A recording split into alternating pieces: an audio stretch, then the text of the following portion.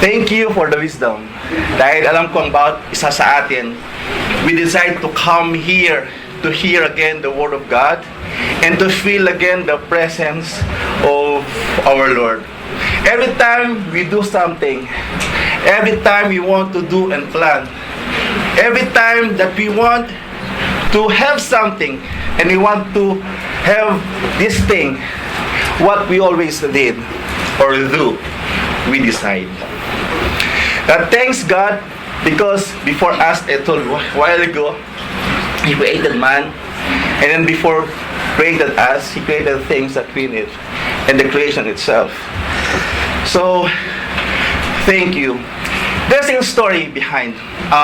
There's a successful businessman, and then there's also subordinate. Definitely, in a business, there is one who is really successful, right? And then people also asking how this man becomes successful, especially for the subordinate who are looking for his or her success. The question goes like this: Sir, paano po kayo naging successful in life? So, the successful businessman thought, with a good choice, a good decision. So, nagtanong ulit yung aspiring na maging businessman din. Sir, paano po pag-come up with a good decision? And the successful businessman thought, it is by experience. Again, syempre, kung ikaw yung tao na yun, nakikita mo na yung, sabihin natin, upline or yung inaay mo na successful businessman, syempre gusto mong sundan kung ano yapa. Ang tanong niya ulit, Sir, ano yung mga experiences mo? At ang sabi ng successful businessman, bad decision. So every time for us, we have a lot of bad decision. In worldly thinking, sabihin na, oh, that's wisdom, di ba? Kasi kung yung isang successful man, definitely, meron siyang mga experience na bad things. And because of that bad things, bad decision, he come out with a good decision. Right or wrong? And that's the wisdom. But what's the wisdom of our Lord today? Pagtunghayan po natin kung ano yung pagkakaiba ng wisdom of the world and the wisdom of heaven. And today, praise God, at kasama po muli kayo na makikinig po sa akin dahil we will hear a great message again from the Lord to unfold another blessing, another gift that we can also claim to Him. A benefit na kung saan nandito kayo sa harapan po niya. Benefit for with God. And a benefit of fearing, having a reverence to our Lord Jesus Christ. Excited po ba tayo? Amen. So, the scripture today was taken from the book of Proverbs. Hindi po ba alam sa Bible, isn't it's a full of wisdom? Pero merong specific sa book na iyon na talagang punong-puno ng wisdom. Yes? And that's the book of Proverbs. Kaya doon ko po kinuha yung aking pong title. At bagong title na po yan, syempre, the scripture reading mo tayo. Excited? Amen? Wow! Wow, parang puzzled. Puzzled ba kayo sa ating picture? Patunghayan po natin kung ano pong ibig sabihin niya. So, my scripture was taken from the Proverbs chapter 9, verse 10. Sabi rito, the fear of the Lord is the beginning of wisdom, and knowledge of the Holy One is understanding. Bakit ko nasabi at kinuha itong scripture na ito? Because when we fear God, definitely, there will be a wisdom. So, ang pamagat ng ating pag-usapan ngayon is all about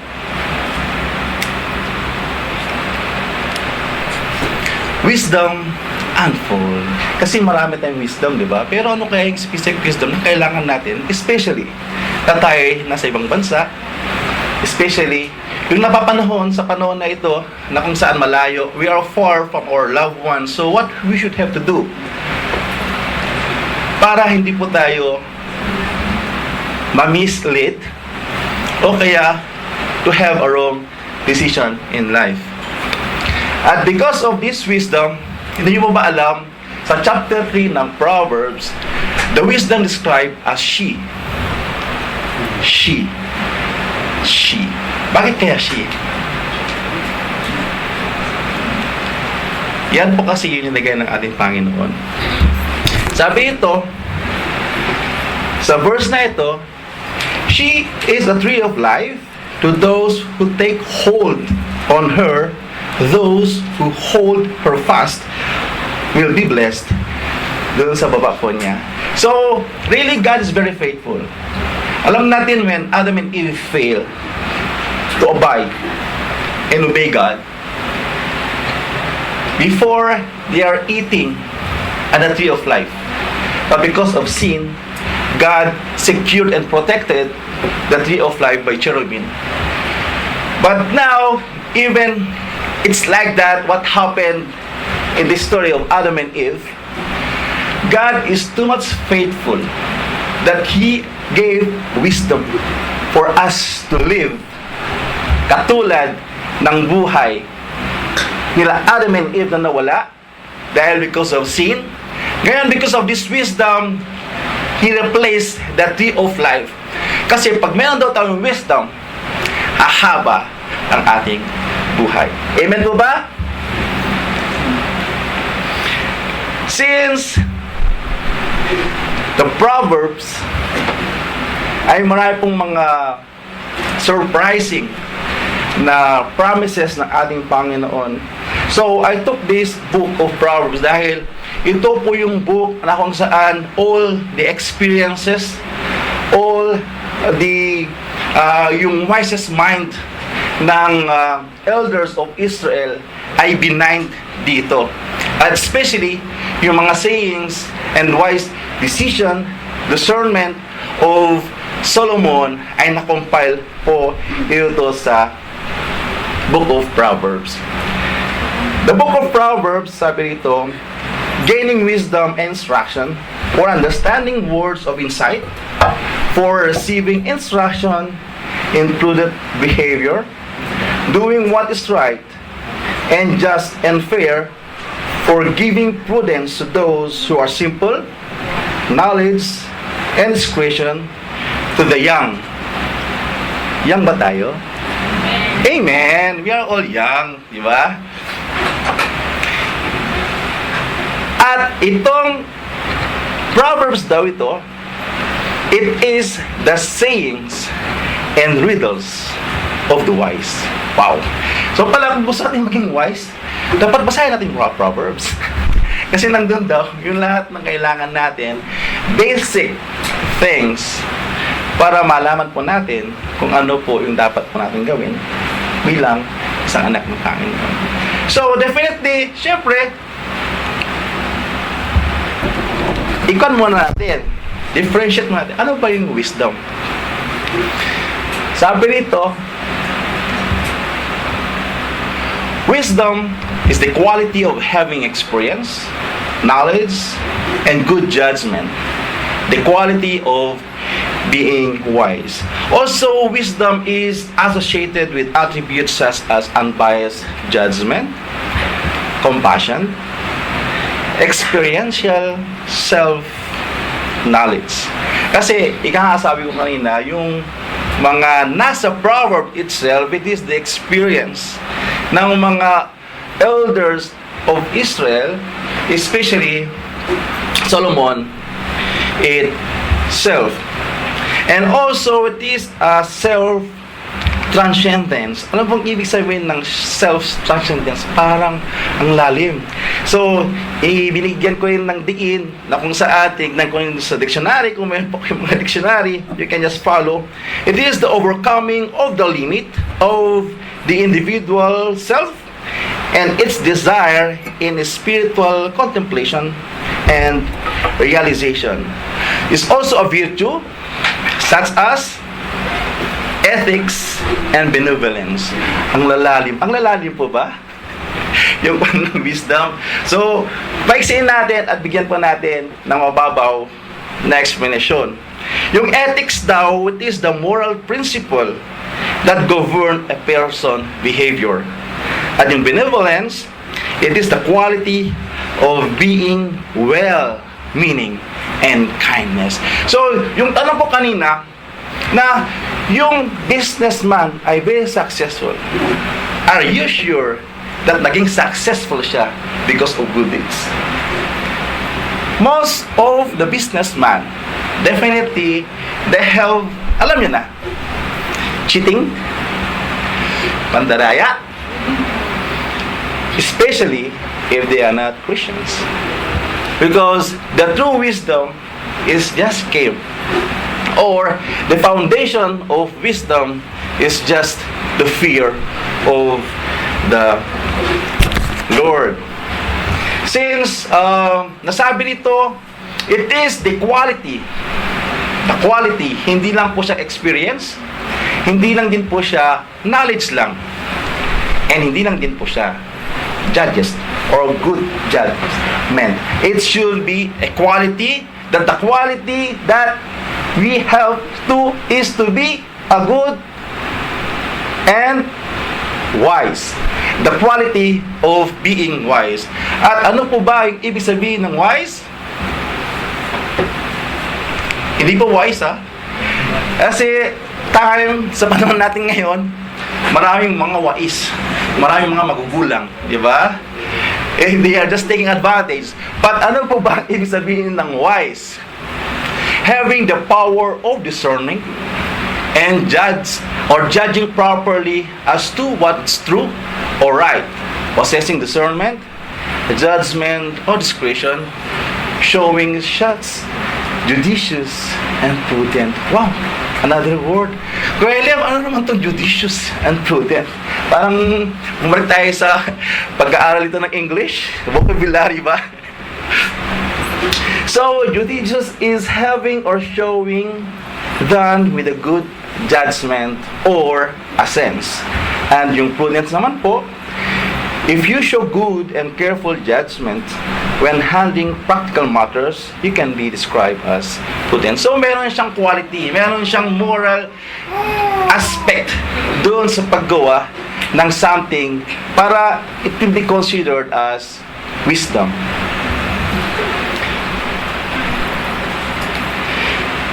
The book of Proverbs, meron po siyang 31 chapters.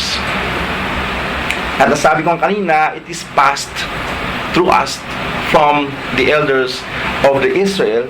And this is especially tackled or summed up for us young people to avoid common pitfalls and to find path to health, to security, and prosperity. Ika nga sabi niya rin sa Proverbs 1:7, the fear of the Lord is the beginning of knowledge, but fool despise wisdom and instruction. Are we wise? Uy, so we are fool. So if we are fool, we don't like instructions, huh? Right? So we should be wise sa harapan natin po. Because sabi nga, kung meron po tayong fear of the Lord, are we fearing God? Amen po ba? Mahina. Are we fearing God? Praise God, because when you fear God, that's start of wisdom. Amen? So, ano po ang tatalakayin po natin ngayon sa oras na ito? Sabi nga, blessed are those who find wisdom, those who gain understanding, for she is more profitable than silver and yields better return than gold. She is more precious than rubies. Nothing you desire can compare with her. Kasi nga, yung wisdom described in the Bible as she. Long life is in the right hand. In her left hand are riches and honor. Her ways are pleasant, and all her paths are peace. So, sa ating pag-uusapan ngayon, I just pick the word of wisdom sa book of Proverbs. At ang wisdom to be unfold today is all about the basic of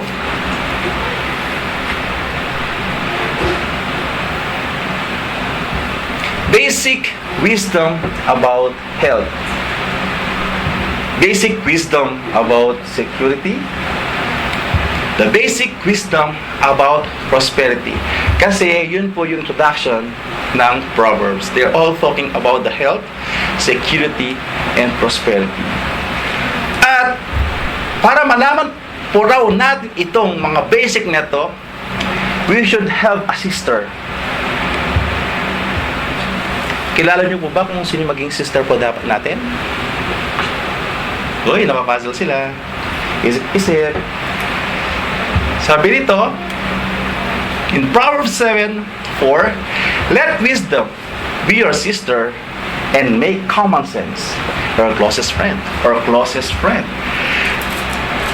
Yung mga taong may common sense and a simple thing, they are nearly to wisdom. Amen po ba? Parang kuya napaka-basic. But parang basic na ba yung pinag-uusapan natin? Tingnan nga po natin kung talagang basic nga po regarding the basic wisdom about health, the basic wisdom about the security, the basic wisdom about prosperity. So, what basic wisdom unfold about health? Since nasa abroad tayo, alam na po natin kung anong nangyayari dito sa abroad, right? Anong napapanahon.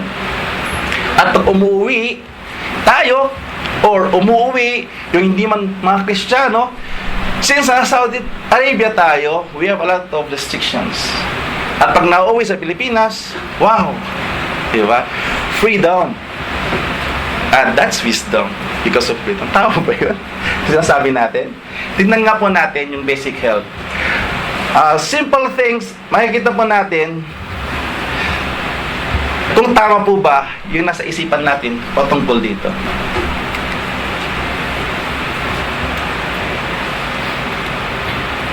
Basic wisdom about health. Proverbs chapter 3 verse 7 to 8.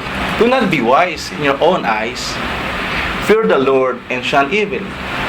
It should bring health to your body and nourish to your bones. Ano po yung mga paboritong pinag-uusapan? Sa Kristiyano man, o kaya hindi Kristiyano pag nauuwi? Guess, para mag-isip.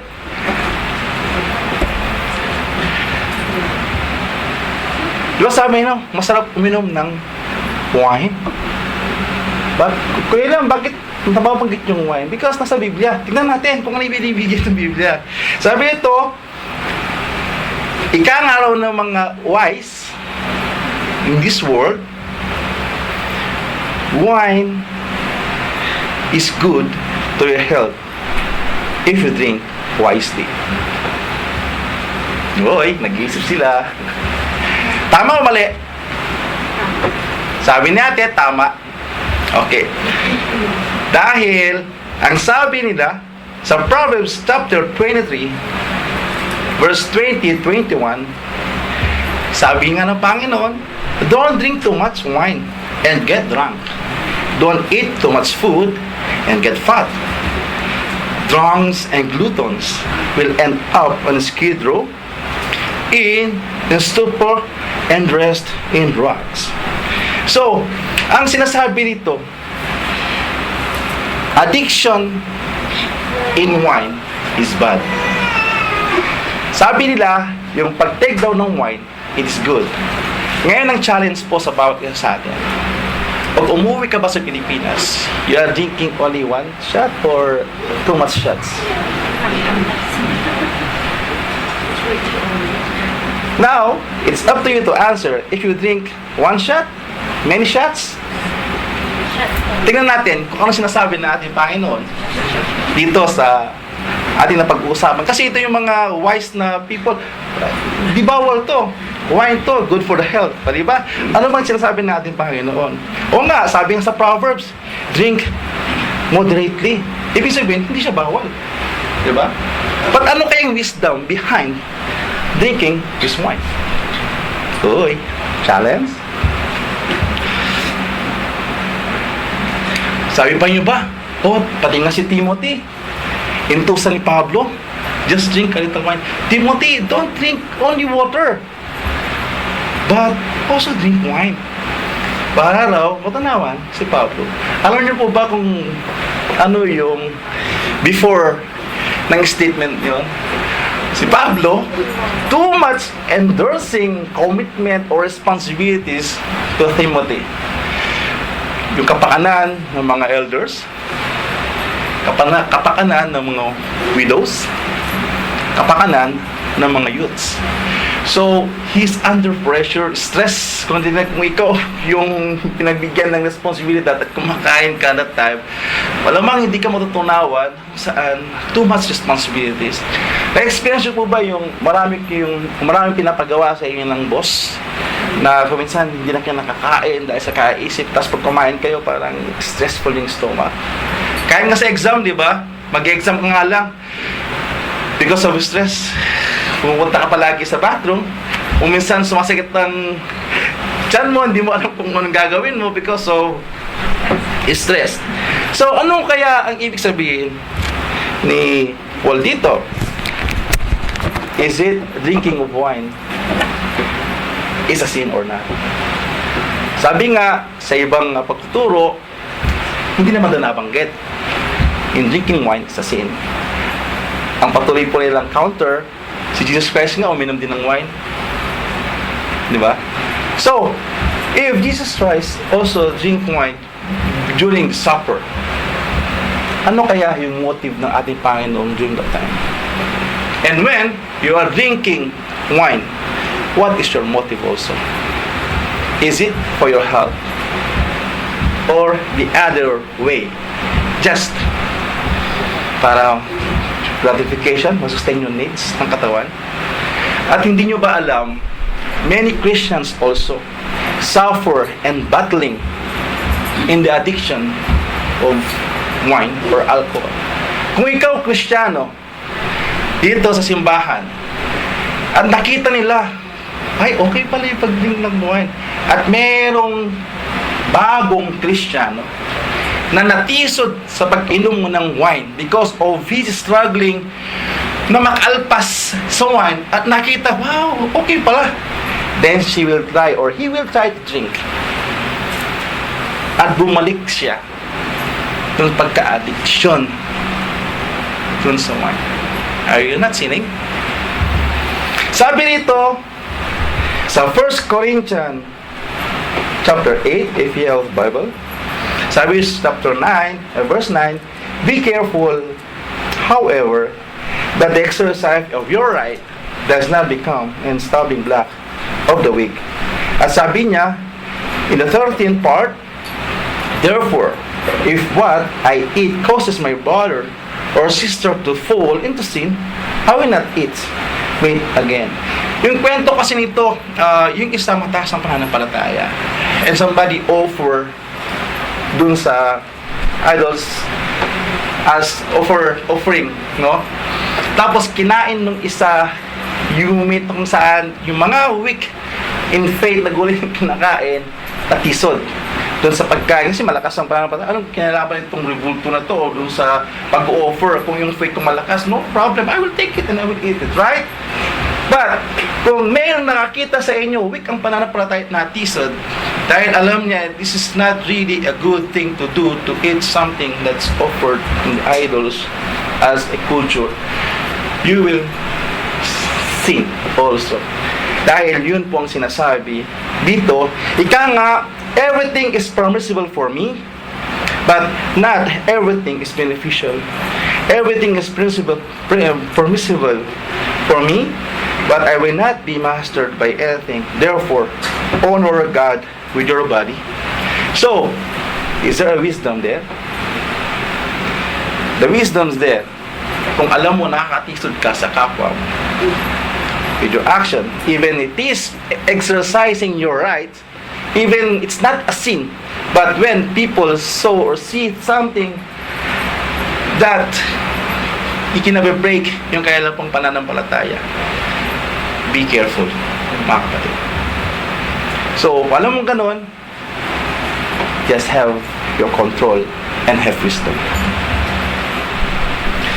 Sa ibang vices, di ba? Iba, ang worldly, sabi nila, kung tayo man po ay meron pang mga vices as part of sa ating pong pinag-uusapan about the health, sabi nila, pag take down cigarette is just makakatanggal ng stress. So, at other vices, so, sabi nga kanina, if you have a sister, wisdom, ito, gamitin mo lang common sense. Ngayon, naging Kristiyano ka, you accepted Lord, your Jesus Christ as your Lord and Savior.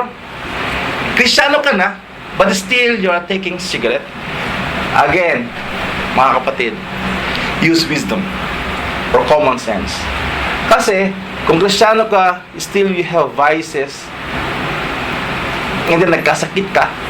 Ngayon, itinataas mo yung kamay mo, Lord, I need healing. I declare, Lord, that I will be healed. Yun yung sinasabi natin at napakinggan natin last Friday, di ba? Declaring who you are. Declaring your power about your relationship at yung power, authority na binigay sa atin ng Panginoon. But,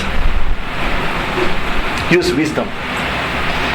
You're declaring, but you yourself, hindi mo naman ginagawa yung part mo para matapos ang problema mo. Use common sense. Kasi alam mo na nga, yung vices, it will give you sickness, you know, but Kristiyano ka na, still in the process pa ako no? mga pananaw, mga tao na, kahirap bitawan yung mga vices. So, there's a wisdom that, ano yung gusto ng ating Panginoon. If you really fear God, in fearing God, ika nga, hindi lang po fearing ang nababanggit po natin. We fear in reverence. Di ba? Sabi ko nga, kaninang umaga, if you fear God, you fear dahil mahal na mahal ka ng ating Panginoon. It's like a parent, di ba? Nasabi ko nga, hindi mo siya fear kasi pinaparusahan ka niya. Hindi mo siya fear kasi pinapagalitan or anything na wala ka pang ginagawa, talagang sinasaktan ka niya. Ganun ba yung klase ng Diyos natin? Diba? Hindi. So for us, we fear because we are shy and have the respect to the name na meron tayo sa ating Panginoon. Okay, for the vices, meron pang mga ibang example. Kuya Lem, paano naman po kung kinikare ko yung sarili ko, yung health ko? I love sleeping. Uy, igdatang yung bigtas na. Di ba pag sleep ka, you arrested? Ano kaya sinasabi natin Panginoon dito? Is there any wisdom behind it? Sabi ng Panginoon dito, do not love sleep, or you will become poor. Open your eyes, and you will be satisfied with food. So, makikita po natin, every time there's excessive things that we are doing, kung alam po natin na masama, ika nga, use common sense. Did you know that your body is a temple of the Holy Spirit?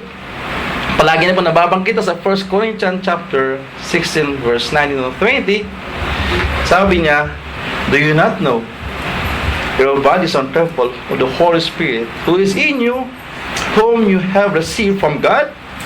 You are not your own. You're both at a price. Therefore, honor God with your bodies. Sabi mo, natutulog ka. how you will honor God with your body. Sa lahat ng gawain, hindi ka pupunta because you're sleeping. Is there any wisdom? Common sense.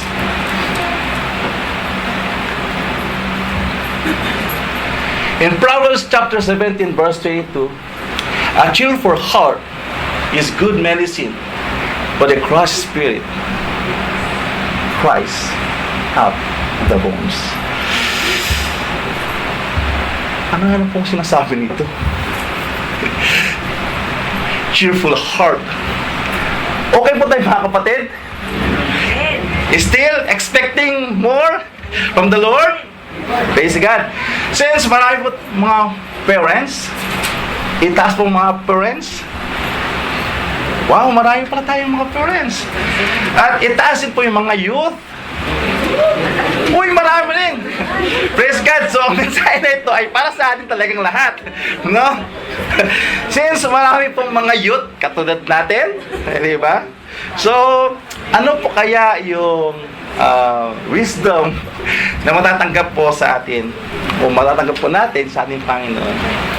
A cheerful heart is good medicine, but a crushed spirit dries up bones. Are we parents are cheerful? Amen! Di ba? Kasi pag hindi mo sasabing cheerful ka, there's something, no? Problem sa family. So, sabi nito, youth, listen. Sabi nito, since ang nasa Bible, always my son. But they will also consider, if I mention son, think as also daughter. Kasi wala akong nakikitang youth na son. So, my daughter, be attentive to my word, incline your ear to my saying, let them not escape from your sight. Keep them within your heart, for there are life to those who find them, and healing to all their flesh. Sabi rin po sa Proverbs chapter 1 verse 8 to 9, hear my son, daughter, your father's instruction, and forsake not your mother's teaching, for they are graceful garland of your head and the pendants of your neck. Sinusunod po ba natin ng ating mga magulang? Amen! Kasi naggaganon yung ating mga youth. Sabi nito sa Ephesians chapter 6 verse 1 to 4, children, obey your parents in the Lord, for this is right. Honor your father and mother. This is the first commandment with promise. Alam niyo po ba kung ano yung promise nito, mga youth? That it may go well with you and that you may live long in the land. Also, syempre, hindi po excuse mga fathers and parents, do not provoke your children to anger, but bring them up in the discipline and instruction of the Lord. Di ba?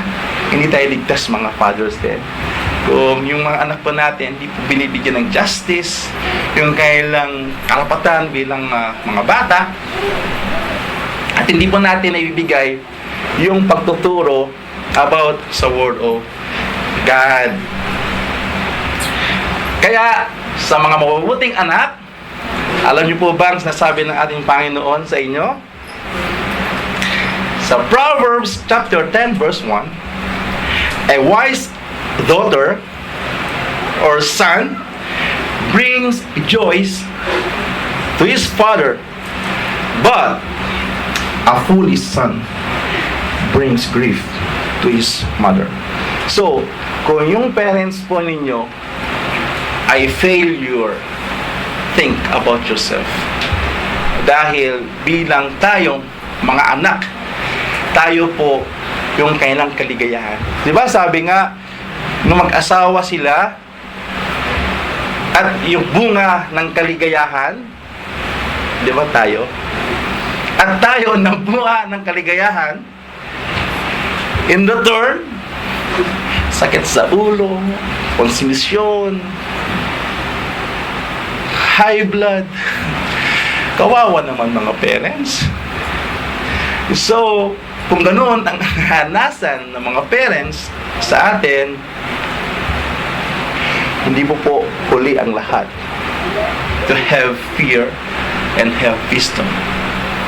Dahil nasabi mo kanina, doon sa picture, kung tayo po ay mag-grasp doon sa wisdom, kung ano po yung nawala na buhay nung kay Adam and Eve, because of wisdom, He is the tree of life na pwede natin panghawakan for us to have a long life.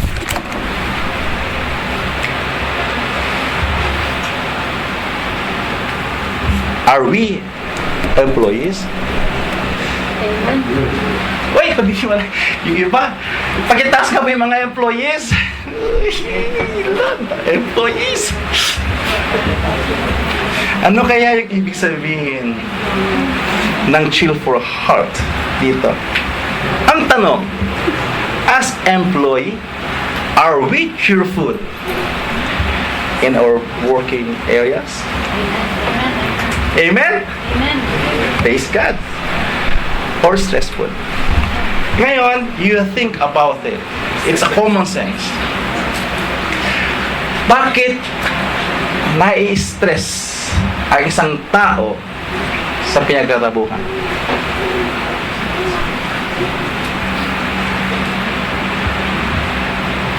Or nai-stress ka because of your colleague? O baka naman, you are the cause of the stress. Anong wisdom na meron dito?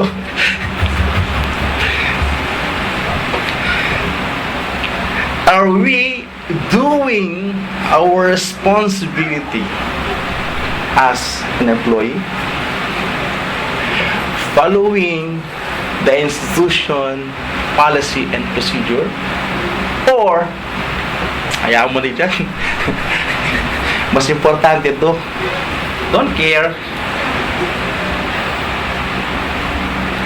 In Colossians chapter 3 verse 23, whatever you are doing, work it with enthusiasm as to the Lord and not for people. Sabi nga rin po niya sa Titus, slaves, sabi niya, are to be subjected to their own master in everything, to do what is wanted and not talk back. We live in a world where everybody complains. In the workplace, they complain about their bosses, their co-workers, they pay the amount of vacation allotted to them, among other things. Anybody who has worked, sabi rito, nasinulat ko, in the workplace knows that it's full of complaining. Even Christian organizations, are we complaining in an organization? However, an employee who demonstrates full respect for their employer works without complaining. Look what Paul stated in Philippians chapter 2 verse 15. Do everything without grumbling or arguing, so that you may be blameless and pure children of God, without blemish, though you live in a crooked and persevere society in which you shine as light in the world. Sabi nga rin, Proverbs chapter 16 verse 3, commit your work to the Lord and your plan will be established. Diba? Lahat ng aking nababanggit, it's almost of it came from Proverbs. At ito yung dapat po natin tignan at isipin maigi. In Proverbs chapter 11 verse 1, a false balance is an abomination to the Lord, but a just weight is His delight. Are we fair doon sa ating pinagkatabuhan? Or we are wise? Taking advantage? We are asking salary increment, pero yung trabaho naman natin, hindi ka naman dagdagan ng trabaho. Hindi ka naman napapagod. And then we're asking for more. More, more, more. You know your capacity. You know kung sino po tayo sa ating pong pinagkatabuhan. If you will compute siguro yung working hours, di ba 8 hours? 11 hours, okay. In that 11 hours na binigay, or 8 hours kasi yung standard na binigay para ikaw yung magtrabaho, just compute kung ilang oras ka talagang napagod, ilang oras ka talagang nag-work, at ilang oras ka talagang nagpahinga. Is it compensated to the salary that you are receiving right now? Amen. Amen? Is there the wisdom? So why to complain? Proverbs chapter 11 verse 1, a false balance is an abomination to the Lord, but a just weight is His delight. Is that wisdom? Mahina. Amen. Amen! Amen!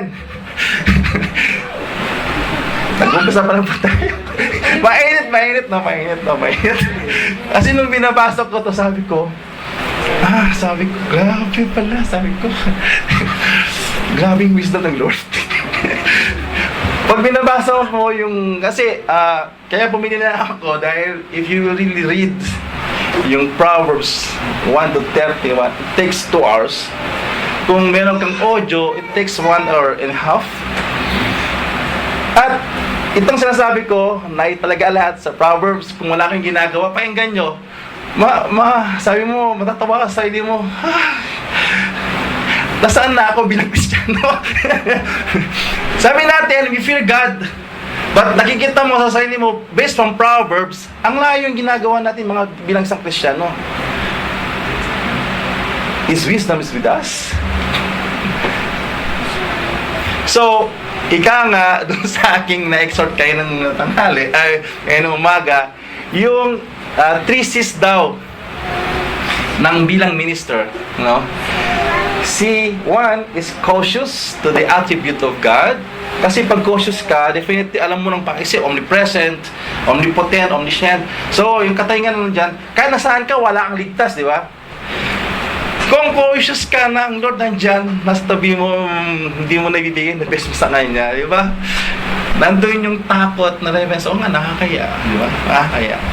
At isang sipa na nasabi ko doon, cautious and then courageous. Yeah, to courage na itaas or labanan yung sarili mo because of the trial.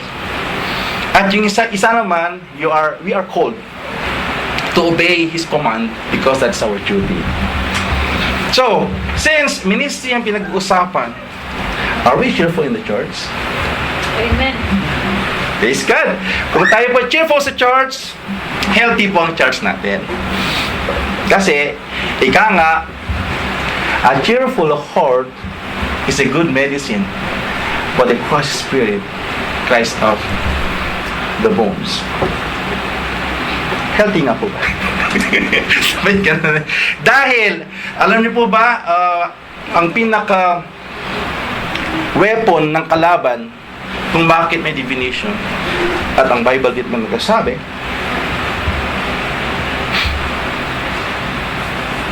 is Proverbs chapter 26 verse 20. Without wood, a fire will go out, and without gossip, quarreling stop. Whoever guard his mouth preserves his life. He who open wide his lips come to ruin. Nagpapasalamat ako sa isang kapatid, no? Nag-approach sa sabi niya, Kuya, alam mo ba na nasabihan actually ako. Sabi ko, nga, no? Mali nga, no? Aminin man natin hindi ko minsan pag nagbibiruan, kung minsan unaware tayo, kagalakan, kasiyahan, na hindi tayo naging cautious, na kung minsan overwhelmed ka dun sa kapatid, kung minsan yung biruan dahil kampante, di ba? Umi-exceed tayo doon sa dapat natin hindi dapat gawin bilang isang Kristiyano. At nagpapasalamat ako sa kapatid na iyon kung saan sabi ko nga, wisdom to nasabihan, di ba? Pag tayo man po mga kapatid na nasabihan dahil doon sa nakita sa atin, huwag sasakit ang ating pong kalooban. Kasi nga sabi natin, kung hindi po natin tanggapin yung correction, we are fool. Amen to ba? So, in Proverbs chapter 16:24, kind words are like honey, sweet to the soul, and healthy for the body. Ang sarap, di ba? Pag sabihin ka na, ang ganda-ganda mo naman. At ang galing-galing mo pang mag-exhort, di ba? Pag sinasabi sa'yo yung qualities mo, yung nagagawa mo, di ba, nawubos ka. At mas lalo kang mag-excel doon sa responsibilidad na binigay sa atin. Siyempre, if we obey, there will be a cheerful na mangyayari. Sabi nga sa Hebrew chapter 13 verse 17, mga kapatid, para may kaayusan, always obey your leaders and submit to them, for they are keeping watch over your soul as those who will have to give account. Let them do this with joy and not with groaning. Siyempre, kung yung mga leaders din natin, no, or ikaw, na meron kang crush spirit bilang magulang, hindi sumusunod yung mga anak mo. Di ba? Kahirap. Wala kang kapayapaan, no? Parang kahirap siyang solbahin, no? Pero kung meron unity, peace sa every organization, ito man po sa simbahan, o kaya meron tayong peace doon sa workplace natin, definitely everything will be good. Kaya nga iba, di ba, nagkakasakit dahil sa consumption, nagkakasakit dahil sa sakit sa puso, dahil yun na lang yung na-experience niya sakit sa loob, di ba, yung mga parotoo na mga kapatiran, yung unforgiving heart, di ba, hindi ka pa nakapag-forgive, di ba, ang sakit, parang nawala kang peace. So there's a lot of things na napapakinggan natin about the wisdom ng ating Panginoon. Sabi dito in Proverbs chapter 12 verse 1, whoever loves discipline loves knowledge, but whoever hates correction is stupid. And sa Colossians chapter 3 verse 20 to 24, whatever you do, work heartedly as for the Lord and not for men, knowing that from the Lord you will receive the inheritance of your reward. You are serving the Lord and Christ Jesus. Pag tayo ba'y palagi nasasabihan because of yung maling gawin natin, hindi po dapat sasakit yung loob natin, no? Kasi yun po yung kailangan. Kaya nga ginawa tong Proverbs na ito dahil most of us Christians ay hindi talaga nakakasunod sa aluntunin ng ating Panginoon. And because of this wisdom, makikita nyo kung ano po yung wisdom binibigay sa bawat isa doon sa conclusion.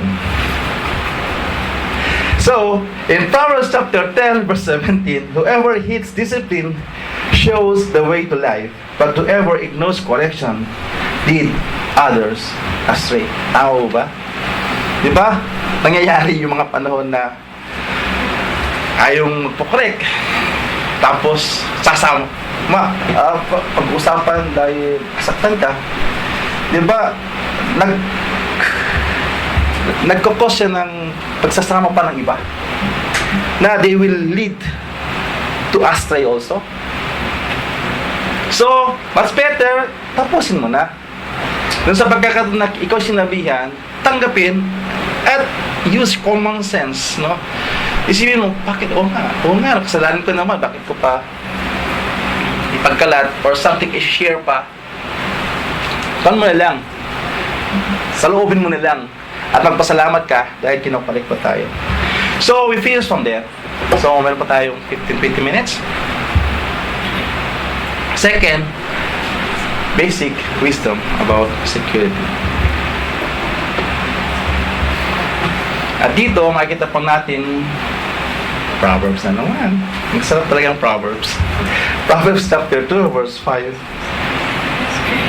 to 8. For the Lord give wisdom. From His mouth comes knowledge and understanding. He holds success in His stores for the upright. He is a shield to those whose walk is blameless. For He guards the course of the just and protects the way of His faithful ones. Sa panahon natin ngayon, since malayo po tayo sa ating mahal, diba, sa buhay, at we thank God for the comfort, we thank God again for the peace of mind, assurance that everything will be in His control, and you are asking wisdom to survive, asking protection and strength to face the challenges in life.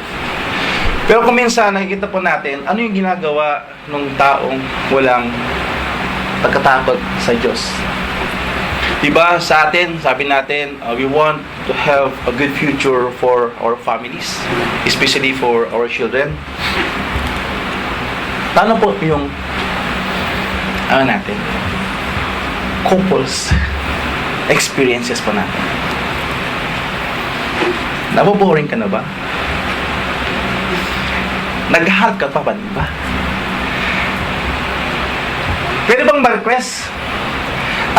Okay lang po ba na patuloyin natin yung mga singles dito para makita po natin yung mga magagwapong first yung men, gentleman muna. Single sa gentleman. Single na gentleman, yan mga kapatid na mga babae ha. Ito yung mga singles natin. Yan. Tayo po yung mga single na gentleman in Jesus name na yung honest. Single. Basta hindi pa married, hindi pa nag-ask ng vow, single.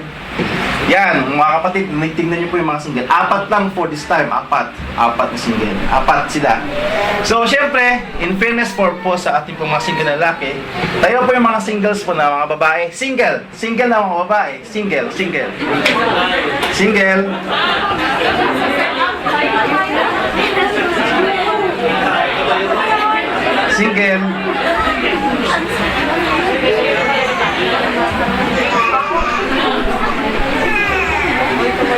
So, okay na. Nakita niyo po sino mga single na babae? Nagising po ba tayo? Gising. So, ano po yung purpose kung bakit ko po itina-assist tong issue na to? Dahil tayong mga nasa OFW, we want the future of our families. But ano po nangyayari sa panahon natin ngayon? Really, the OFW securing their family when they go out their country? Why people having illicit affairs and other people? Christians or not Christians? You know, when you have illicit affair with somebody and this somebody have family, are you destroying their security or future of their families? Common sense? Wisdom. So, mga kapatid, nakita nyo po kung sino yung mga singles. So, you should have your common sense. Kung alam po ninyo na meron na pong asawa, yung naniligaw po sa atin, cut it off. At kung ikaw naman na may asawa, naniligaw ka pa sa single, kapatid, fear. Because if you don't have fear God, ika nga, walang wisdom. Kasi pag nagagawa mo yung mga bagay na iyan, nakarumal-dubal sa ating Panginoon, you will lose security, protection, especially naghihirap tayo sa bansa na ito, far away from our loved ones, suffering with our bosses, with these jobs, injustices that we experiencing with our companies, and then here we are, enjoying illicit affairs. Is there injustice with the loved ones kung bakit po tayo nandito? As part of the security that we are promising to them. Nalayas po ko sa bansang Pilipinas para mabigyan po kayo magandang kinabukasan. But here we are Common sense or wisdom? But, really, it hurts. Especially if we Christian are involved in these things. Basic. Common sense, wisdom. Praise God dahil of the fear in our Lord, because we love Him, and because of that fear we have wisdom, mga kapatid. So magputuloy na po tayo sa ating Panginoon dahil He is not stopping.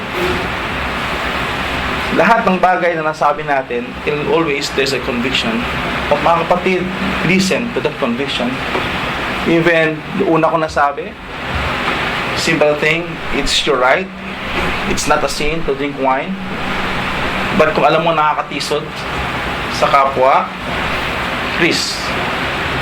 At yung kapwa na yun, hindi siya talaga nakaalpas doon sa addiction of wine or alcohol, and then nakikita niya, okay pala. What do you think? It's okay lang po? At doon sa mga families, alam niyo ba kung ano sinasabi ng ating Panginoon to these illicit affairs? Stick to po, Lord, sa mga bagay na ito. He will destroy you. Sabi ito, Proverbs chapter 6 verse 32. But the man who commits adultery is an utter fool, for he destroys himself. Hebrew chapter 13 verse 4. Give honor to marriage, and remain faithful to one another in marriage.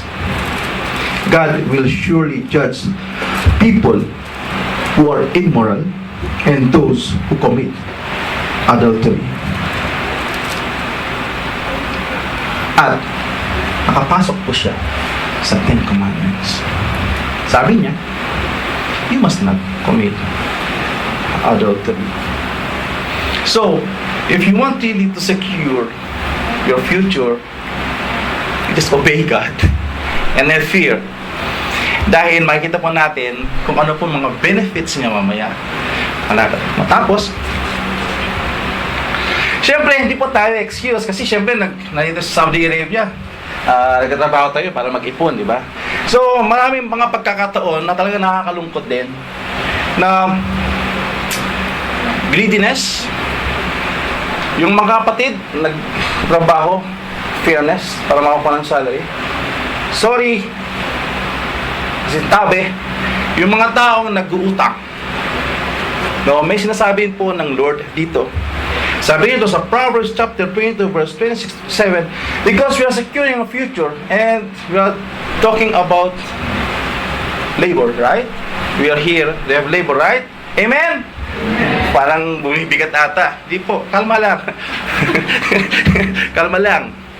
Sabi nito, do not be among those who give pledges, among those who become guarantors of debts, if you have nothing with which to pay. Kasi mga kapatid, experience namin ito noon may kapatid na gustong magutang ng sa bangko. Tapos yung kapatid, hindian. Tapos itong kapatid na to, nagalit. Ba't siya nagagalit? Itong kapatid na to, pinangawakan yung salita ng Panginoon. So, you should be fair. Kung ayaw niya, this is right. Huwag kang magalit sa kanya, kapatid. Tingin ka ng iba. Kasi hindi mo alam kung ano yung struggle niya. Siguro mayroon din siyang mga experiences na naging galto siya noon Tapos, umuwi ng bansang Pilipinas at siya yung naging nagbayad doon sa mga pera na inutang niya. Nangyayari ba yun sa Saudi Arabia? Di ba nangyayari siya? Kung talagang kilala mo siya, kapatid, at nag-guarantor ka, take the consequences, mga kapatid. Pero pag hindi mo kaya, na-take yung risk and consequences, just don't do. It is the Bible mention it that never kang maging guarantor kung sakali man. Kasi pag kinuha lahat yung yaman mo, kawawa naman actually mga mahal natin sa buhay. Kasi mayroon din experiences, kung ikaw mangungutang, dapat kilala mo kung sino yung tao talagang magbibigay ng pera. At huwag kang gagawa or kukuha na meron magmi-mid doon sa usapan. Kasi, it might, yung inuutang mo, dadagdagan niya pala. Ang alam mo, ito ang utang mo. Yun pala, yung ikalawa, na siya yung naging bridge, kumuha rin doon sa pangalan mo. At kung nakabayad ka, siyempre, ikaw ang sisihin kasi pangalan mo yun eh. Is it fair for the security doon sa future ng ating mga mahal sa buhay? Kung ikaw yung gumagawa ng ganun, kapatid, stop. You should be fair. Kung sakali man, ikaw rin yung gumagawa ng paraan para matulungan yung kapatid at ikaw uutang doon sa kapatid at itutulong mo sa kanya at sasabihin mo pag singilan na, ay yung kapatid pa kasi hindi pa nagbayad, is there, may honor ba doon? May respeto ba doon sa pinaghiraman mo? Nung hiniraman mo dahil naawa sa iyo, binigay ng pusa, walang complaint, tapos nangangailangan siya, ano gusto mo? Yung kapatid hindi pa nagbayad. So kung mayroong mga kapatid na kailangang magutang, as this kapatid, nakausapin niya mismo yung tao at sila po mag-usap. Hindi po ikaw yung gagawa ng means kasi naawa ka sa kapatid. Ngayon, kakausapin mo si kapatid para utang-utangin. Tapos, pag masigil na, wala, So, respeto kapatid. Dapat alam po natin yan. Wisdom, common sense. Amen. Yun lang po ang nailagay ko sa security to only. Kasi yun po kasi yung nangyayari. Kahit saan, nagagarantor. After that, tatakasan. Kawawa mo yun na iwan. He who guarantor for a stranger will surely suffer for it. But who hates being a guarantor is secure. O, diba? Last. May 10 minutes pa.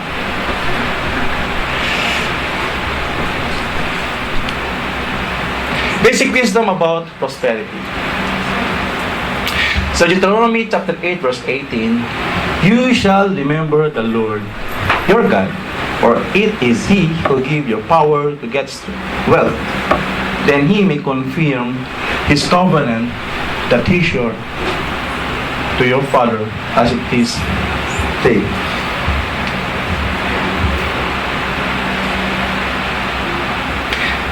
Yung sinasabi po rito, sabi sa correcting sa Proverbs chapter 20 verse 16, whoever oppresses the poor of his own increase, and whoever gives the rich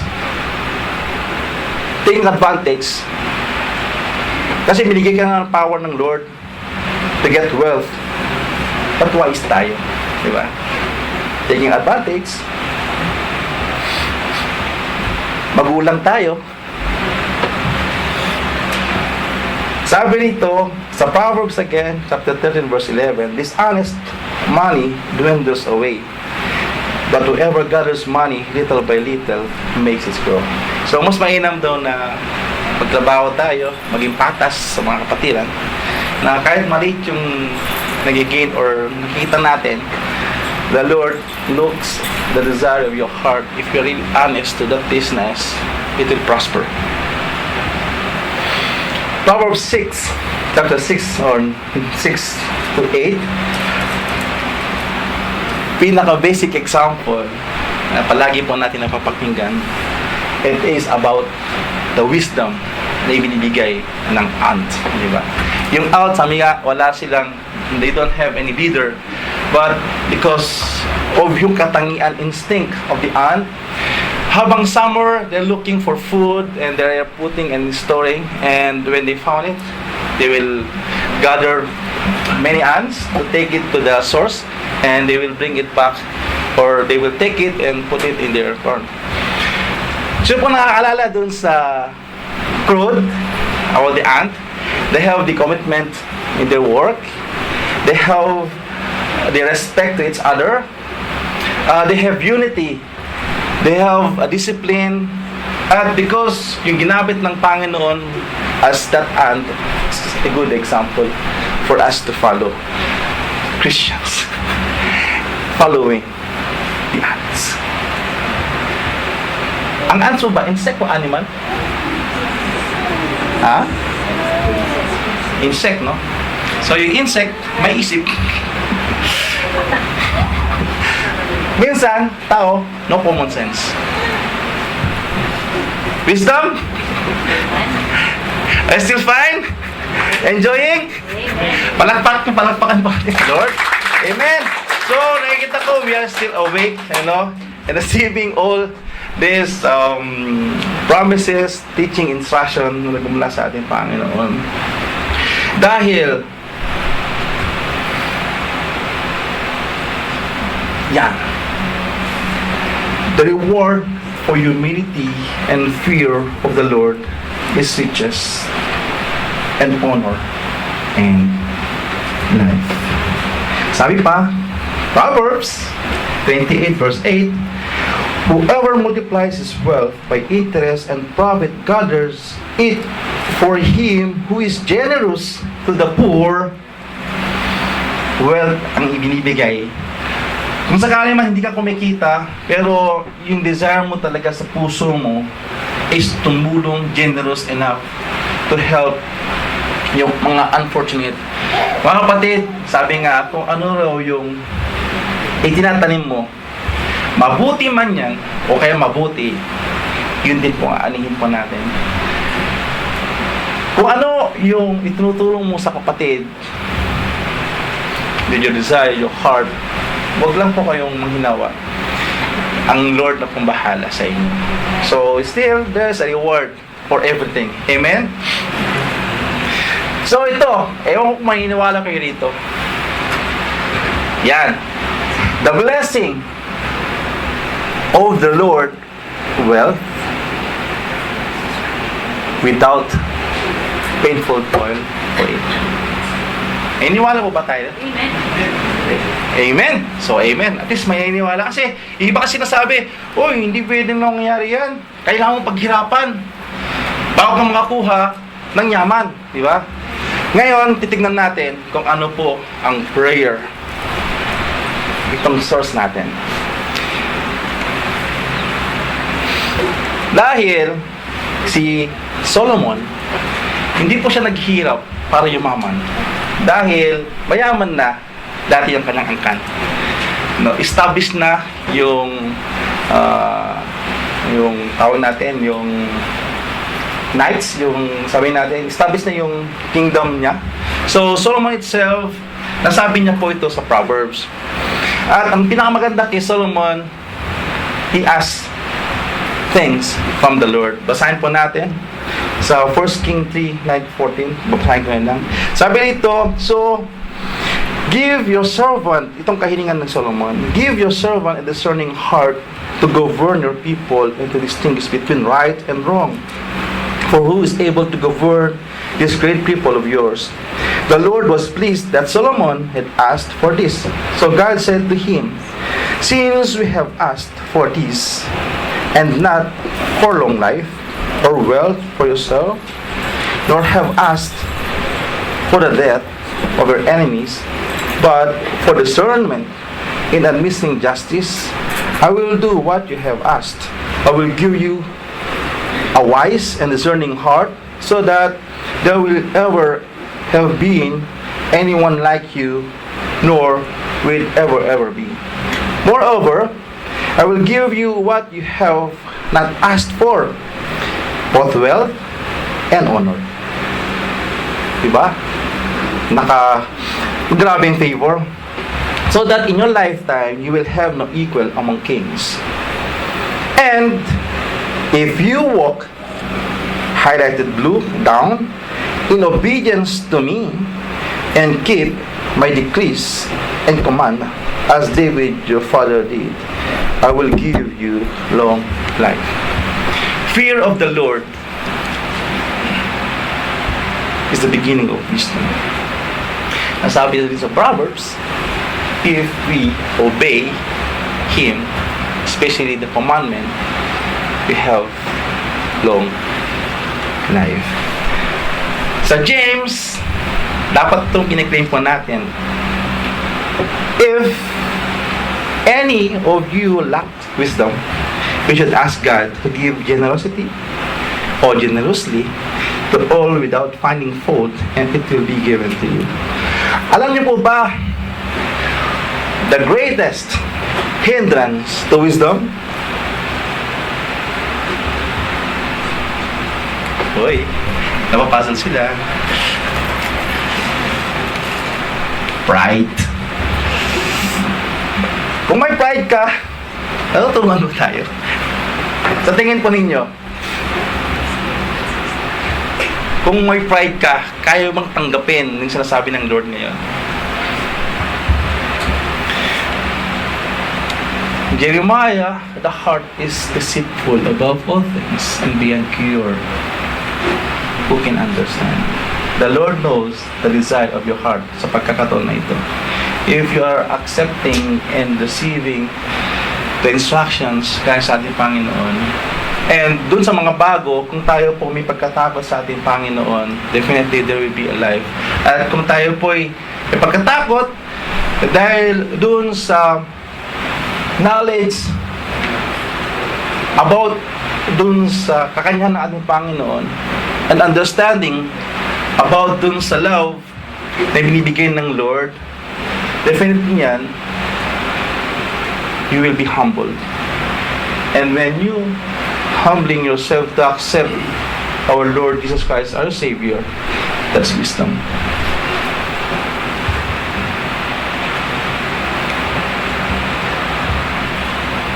Ito tayo patuloy na mag-ingat.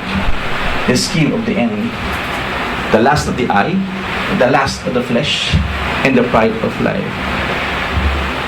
Kung nabulag tayo sa kayamanan, di ba? At mayroong oportunidad na alam mo naman hindi dapat. Kasama ba tayo doon? Kung minsan, hindi po tayo naging careful sa bawat.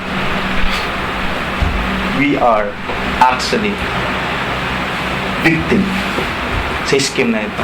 So, kung alam mo na mayroon ka sa pagkakataon na ito, na alam mo na hindi naman medyo, sabi mo na light, parang sabi mo na light sin, still a sin, light lie, but still a lie. So, walang gray. Sin, sin. Right, right. Good, good. Bad, bad. At saka syempre, pag left, left din siya, di ba? Amen? Amen. So, kung sakali man tayo po ay talagang matigas pa yung puso natin, always think about Proverbs 1:29-30. Since they hated knowledge and did not choose to fear the Lord, since they would not accept my advice, for the waywardness of the simple will kill them, and the complacency of fools will destroy them. But whoever listen to me will live in safety and be at ease without fear of harm. Ito po yung benefit ng wisdom na kung saan malapit na matapos. Moral benefit. And sabi nito, my son, if you accept my words and store up my commandment within you, turning your ear to wisdom and applying your heart to understanding. Indeed, if you call out for insight and cry aloud for understanding, and if you look for it as for silver and search for it as hidden treasure, then you will understand the fear of the Lord and find the knowledge of God. For the Lord give wisdom, from his mouth comes knowledge and understanding. He holds success in store for the upright. He is a shield to those whose walk is blameless. For he guard the course of the just and protect the way of his faithful ones. Then you will understand what is right and just and fair. Every good path for wisdom will enter your heart, and knowledge will be pleasing to your soul. Discretion will protect you, and understanding will guard you. Wisdom will save you from the ways of the wicked man, from men whose words are persevered, who have left the straight path to walk in the dark ways, who delight in doing wrong and rejoice in the perverseness of evil, whose paths are crooked, and who are devious in their way. Alam niyo po mga kapatid kung saan ko kinuha ito? Just read Proverbs chapter 2. Nandyan po lahat yan.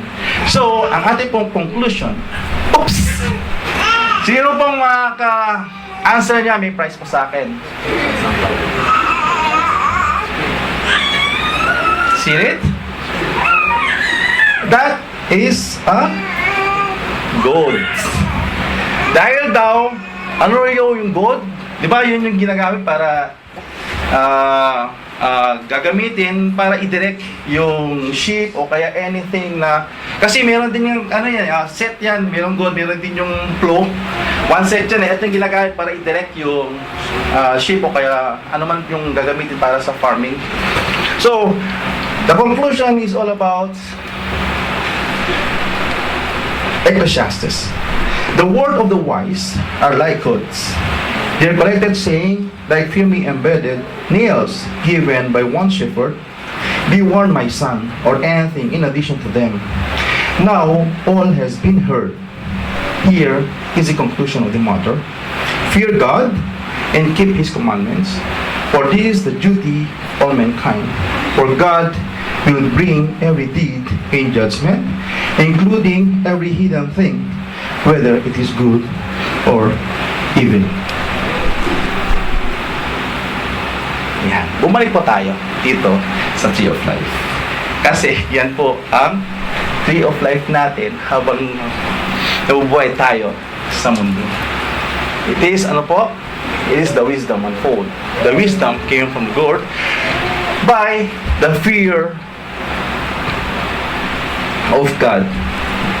At syempre, ang pinaka best wisdom, kung i-open nyo nga po yung James chapter 2 verse 17, wisdom came from the heaven is first of all pure, then peace-loving, considerate, submissive, full of mercy and good fruit, impartial and sincere, peacemaker, who sow in peace, reap a harvest of righteousness. Who is the righteousness sa buhay po natin? It's Jesus Christ. Kaya mga kapatid, ulitin ko po, kung wala po tayong wisdom, basahin po natin itong James 1:5. Basahin po natin lahat. Go!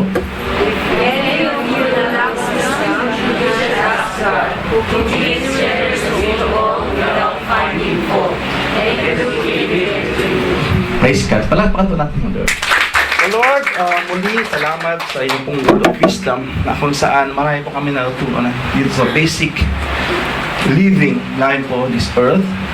Lord, hitik nga po yung salita na wala po kaming na-miss sa ibang mga salita. Nawa Lord, kahit paano nawa yung mga napakinggan po namin ay hindi na po namin napakinggan, kundi nag-instead po sa aming mga puso as instruction for us like a good na kung saan ma-direct po kami into right path.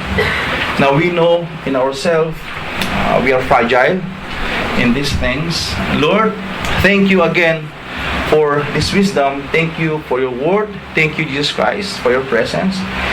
Dahil you're always teaching us every time and then, touching our heart to know the truth about your word, about your righteousness.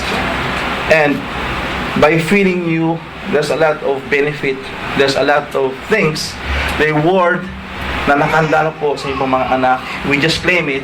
Katulad nga po itong nabasa po namin sa James. Lord, muli salamat at lahat ng po ito ay tinatnas po namin sa iyong pangalan lamang sa pamamagitan niyo na Jesus, aming Diyos at Panginoon.